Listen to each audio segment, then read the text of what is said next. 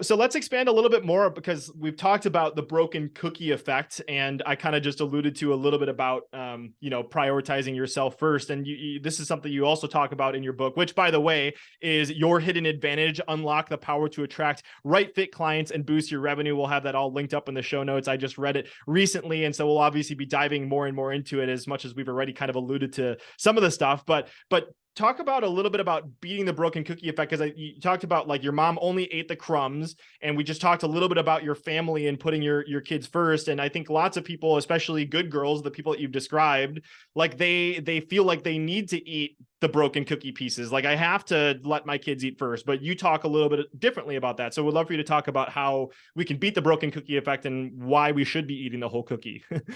Sure. The good girl's dilemma is really about when you get the gut punch. When something happens in your life that maybe you're caught off guard, maybe it's very painful, maybe it's something wonderful, but something happens that changes your trajectory.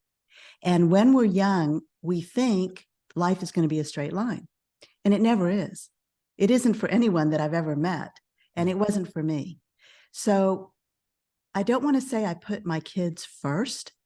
I put myself first, although it took me a while to get there. Because again, as the good girl, you put everyone else first. Everyone else gets the whole cookie. So what I realized is, unless I'm healthy mentally and physically, it's really hard for my kids to cope with whatever they need to deal with. Mm-hmm. I have to be there for them. I have to tune into their needs. And in order to do that, I have to take care of myself. So that has been not only a foundational principle for me, but also in my business and in what I share, of course, in the book and with my clients, that if you have staff, if you have clients you care about, which all of my clients do, then taking care of yourself, which includes working with the people who really appreciate you, who understand your value, who you love to work with, getting that sense of fulfillment from your work, and pricing appropriately so that it recognizes the value that you're really bringing to your clients, and you can learn to talk about that. That's the hardest thing for us as women, is we feel like we're bragging. And I'm based in Texas, and we have a saying here: it's not bragging if it's true. And the women that I work with are experts in their field. They're high achieving, highly educated experts.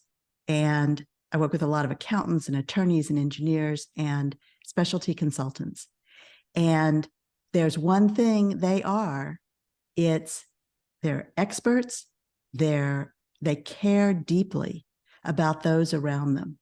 And so I want to remind people that the broken cookie effect exists. It's real. And just because you recognize it doesn't mean you can stop doing it.